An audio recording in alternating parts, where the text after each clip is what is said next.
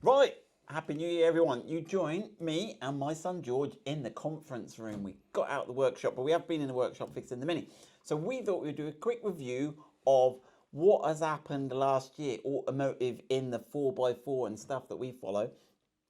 And maybe talk about a bit about what we've done as a business, and then talk about what is cool and gonna happen next year, and why it's a really cool time to be around in the automotive industry. There's so much innovation, cool stuff, companies coming out of nowhere, companies closing, which is sad, but it's innovation is driving change. And when I grew up, there was just like the Ford Escort, the Ford Cortina, the Ford Orion, and they just changed the shape of the car. But now we've got whole new drive chains, patents, batteries, hybrids, and all that stuff. So it is a really cool and exciting time.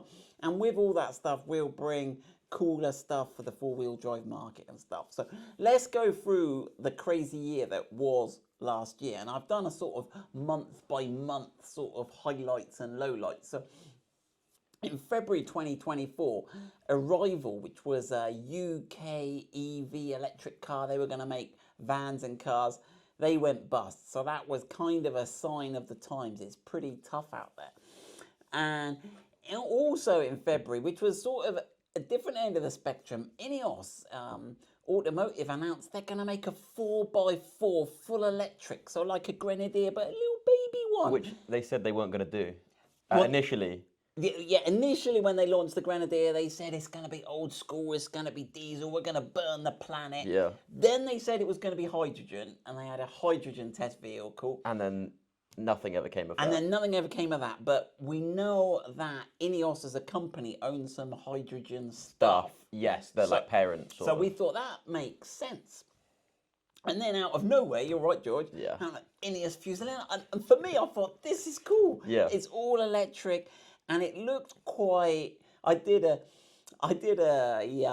used AI. That's talking of the future. I used AI. I said, what would you get if you designed a new EV mixed on a G-Wagon, an old Defender, a new Defender?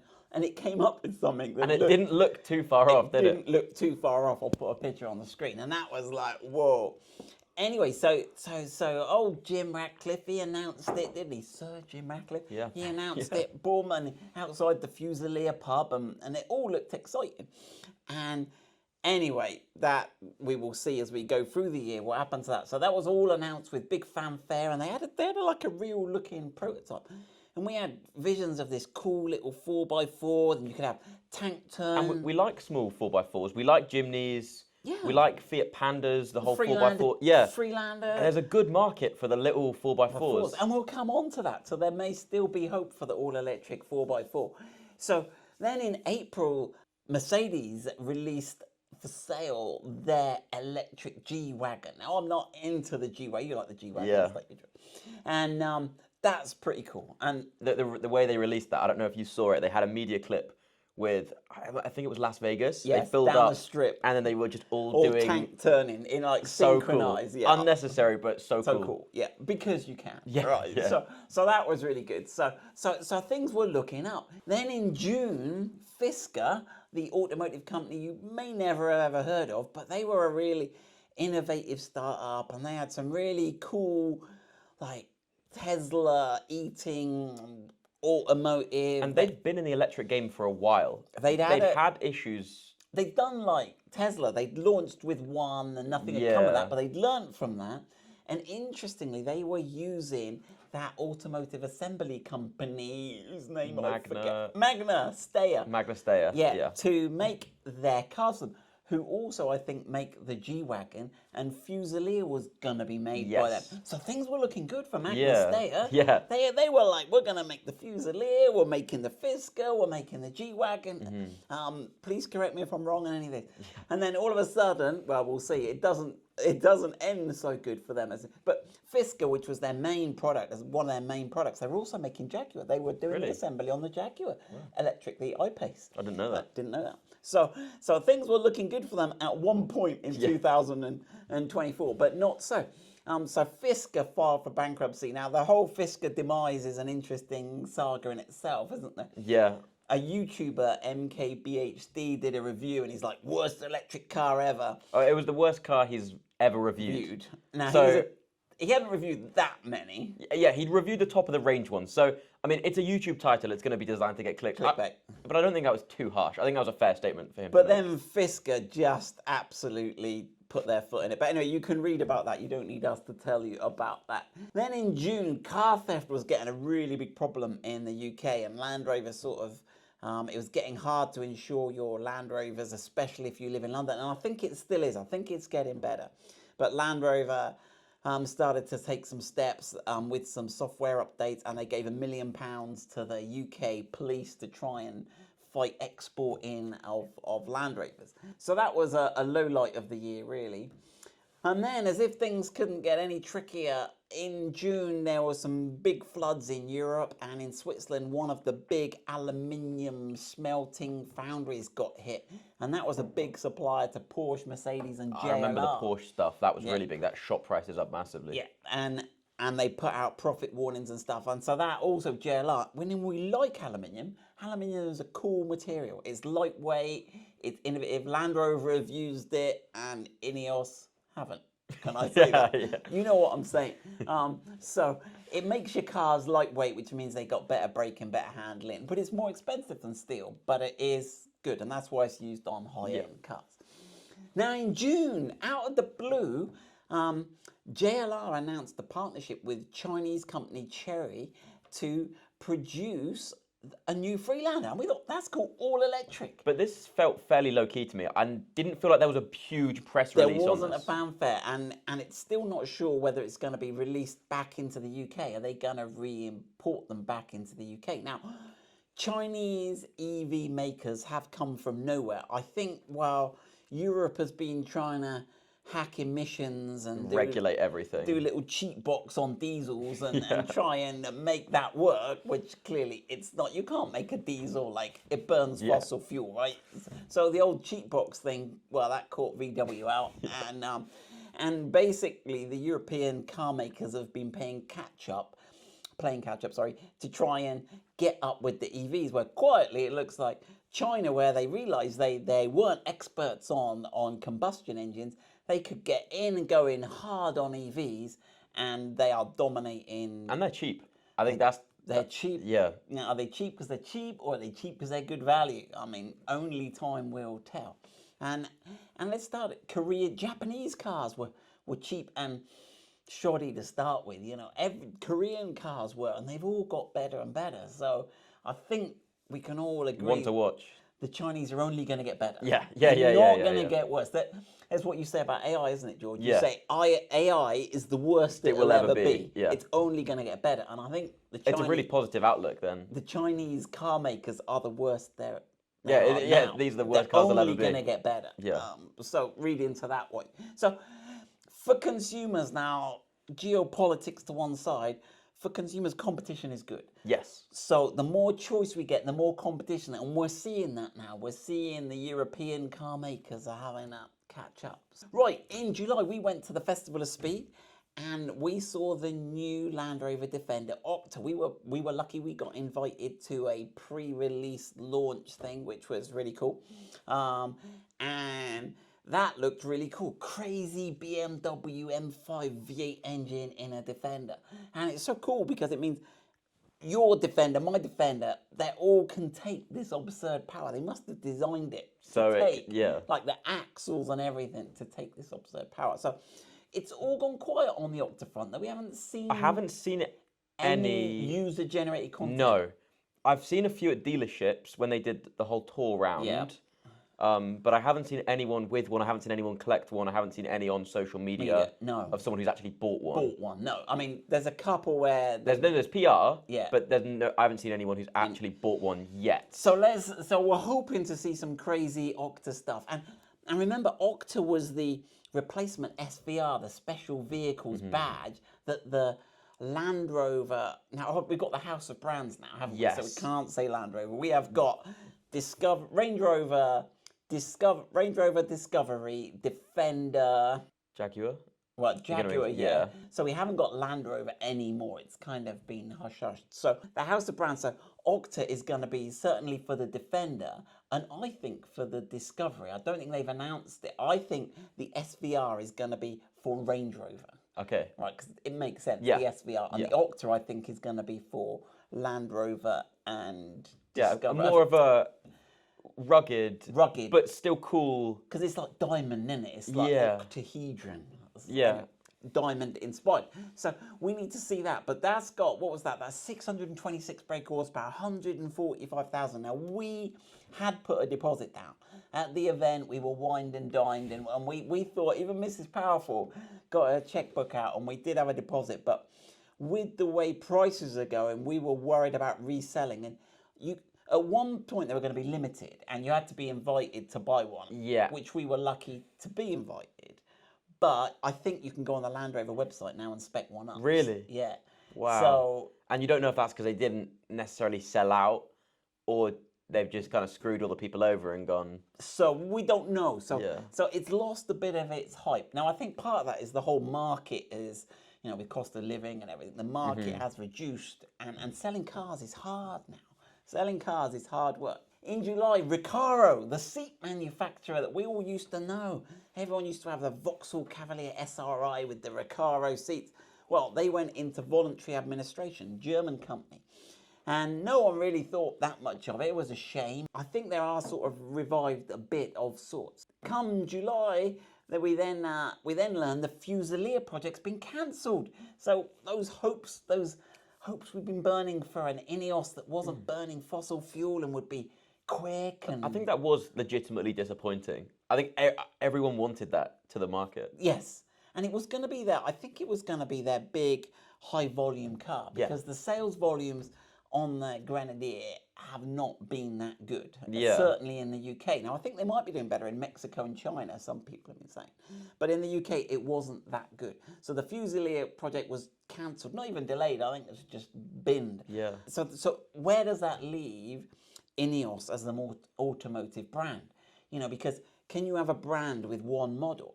I guess you can, but where does the economies of scale lie with that? Yeah, I like the Khan stuff, but that's where I am with the whole Ineos stuff. It has. I think people have done cool stuff with it. But I think basically it did look cool. Yeah. And it was kind of cool, but it was just too big, too heavy, bad turning circle, bad drive. If prices keep on coming down, I think it will be awesome. It'd be a great off-roader for the aftermarket. 20 to 30k, that's a lot of car for your money. Yeah. Hot on the back of that, the Ineos then announced in September that they were going to stop production of the Grenadier temporarily. And I think it's scheduled to restart in January. And no one really knew why, but we think it was never confirmed, but they all had Recaro seats. So where Recaro went topsy-turvy. Okay, I didn't clock that. You didn't clock that. And apparently you've got to homologate the seats. You can't just whoop in some other seats for your homologation or whatever. So no one really knows, or did they not have enough demand and sort of...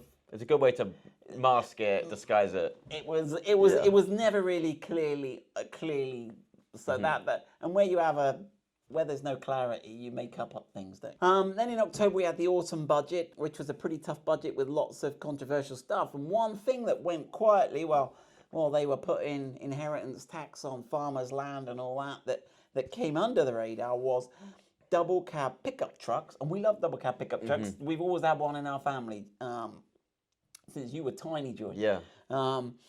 And they have a low benefit in kind, as if you had a company van, but they're changing it now, and they're going to be taxed as if it's a company car, and they've all got stinking emissions because they're great big diesel buses of a thing. So we are going to see changes in.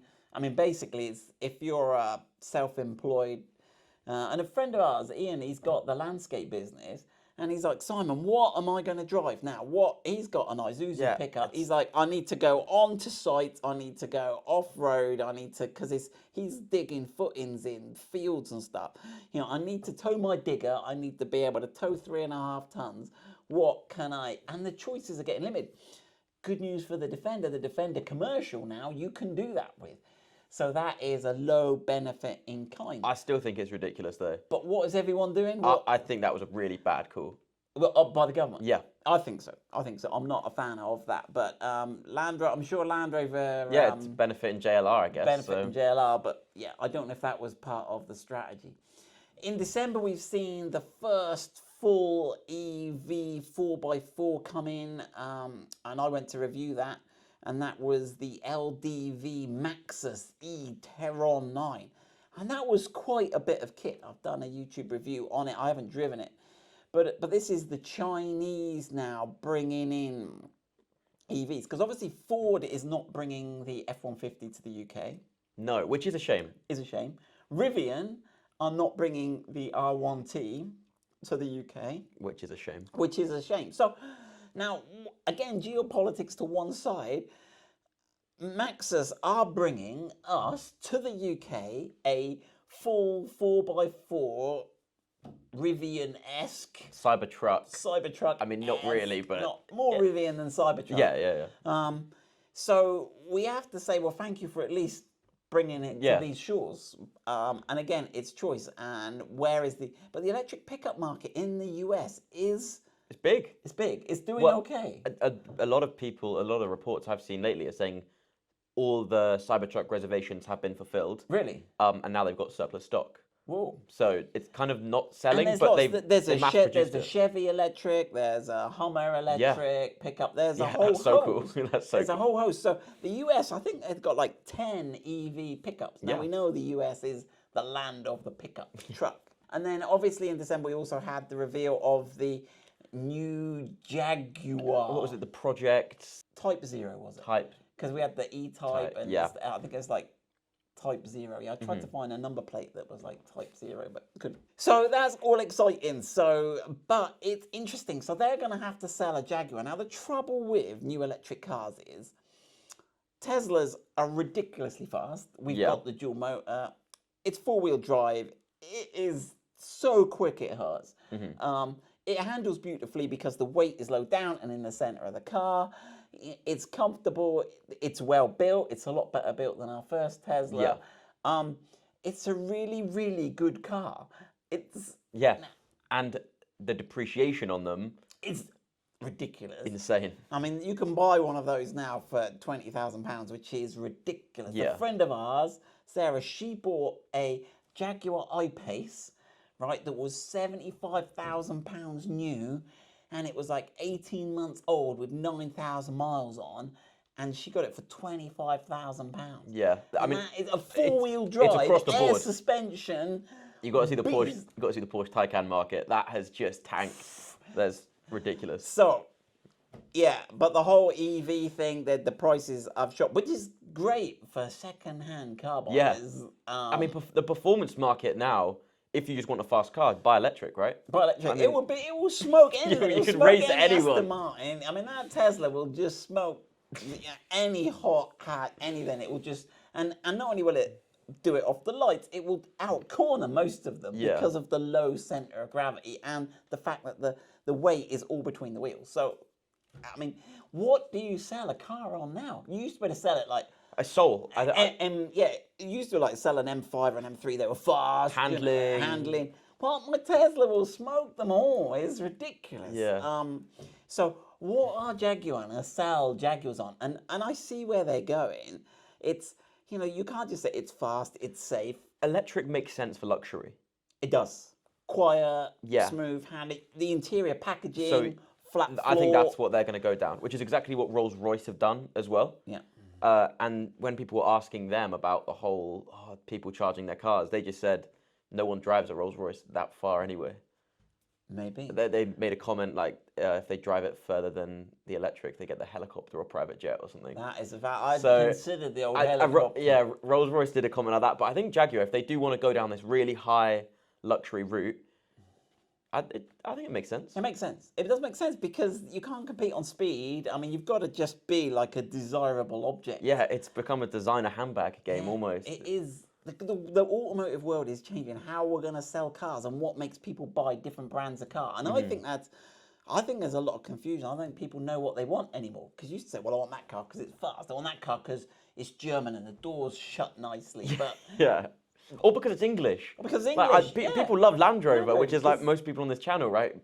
A little bit of it is because it's English. So, right, let's talk about that. We're up to December, so it's been a tough year for the German automotive industry. I've got some figures here, but like for the Q3, it was like VW profits are down 64%. I mean, that's serious. JLR have done pretty well. Their finances are looking pretty good. Now, obviously, we haven't had the last quarter, and it is getting tough selling cars. But even with the insurance price hikes, and they've had some cancelled orders, their strategy seems pretty good.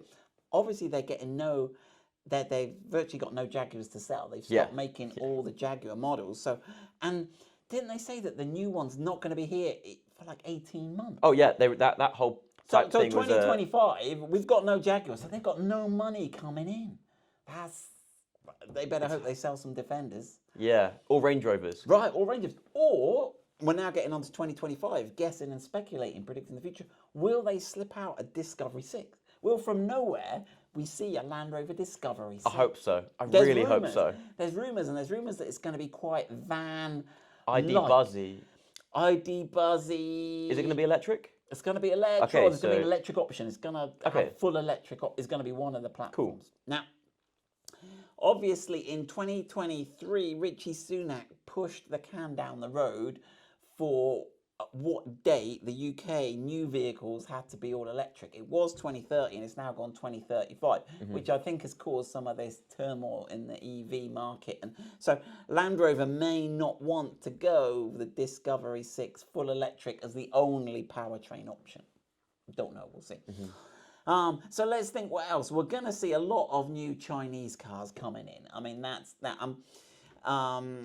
There are the G-Tour, and there's some crazy 4x4s that are getting quite popular in China now. Even the just like normal cars. There's a Xiaomi I keep on seeing that's really cool. Yeah. I like it. And the BYDs. Yes. Build your dreams. I mean, what's their luxury version? The Yangwang U8. They're cool. They're cool as well. They can float. That's ridiculous. But what they've actually got one now. They've launched one with a they call it's an aircraft carrier. It's this big car. I'll put a picture of it on the screen. I think it's Xpeng have launched this thing, and it's got like this manned drone thing that comes up out of the car. So they're doing some crazy stuff. There's rumours a new all-electric baby Range Rover will come out that looked a bit like the Range Rover Classic, two-door. That would be really cool. That would be really cool. Now, would that almost be like the two-door Evoque coming out though? Yes, I don't know. I like the two-door Evoque. Could it be on the Evoque platform? That would make sense. Could they do a sort of more boxy body style? And there was that concept car or one where like 2 was released of that. It was the L405 shaped two-door. Yes. Yes, right? I forgot what they called that, but yeah, they've got one in the Gaydon Museum. Yeah. Two-door, yeah. And that's cool. And people do coach builds of them. I know there's a place in the Netherlands that would, yeah. And if you look at the Land Cruiser that's sold out in the UK now, the new Land Cruiser, I haven't seen much about it. I need to try and, they did a bit on Top Gear on it. That's quite retro styled, isn't it? Yes. So, we've got our two-door Ranger Classic. I hope retro does come back. I like that. And it's smaller, works well for electric cars, and we could discuss that. Right, we should get the all-electric Evoque should be coming out. We're looking forward to that. And the Freelander, will it come to the UK? The all-electric Freelander. I really hope it does. I really hope it does. So Land Rover, if you're listening, Ineos are going to restart production, so let's keep an eye on Ineos. I think they're having a tough time, and I give them a tough time. But again, we want competition, don't we? There's room for, the more we have in this market, the more competition, the more choice people get, which is good. So that is about it. I would like to go to the Shanghai Motor Show in April this year, because I think there's going to be a lot of new releases and cars. And they're all trying to stand out as well, so they've got these wacky things. Anyway, we've waffled on way too much. We haven't really talked about what we've done as a company, but we're going to be here. We're going to try and design some new stuff. We're going to try and do some Freelander 2 stuff. We've got our new scanner. We're getting much better on the CAD. Zach's coming on leaps and bounds. We've got our new website platform up and going. So yeah, we're going to try and do some more stuff and do some more fun stuff on YouTube. Right, let us know if you like George and I yakking on. Thank you for coming and having someone to talk to with me, George. Appreciate that. All good. George is at uni, so we don't get him to see him much.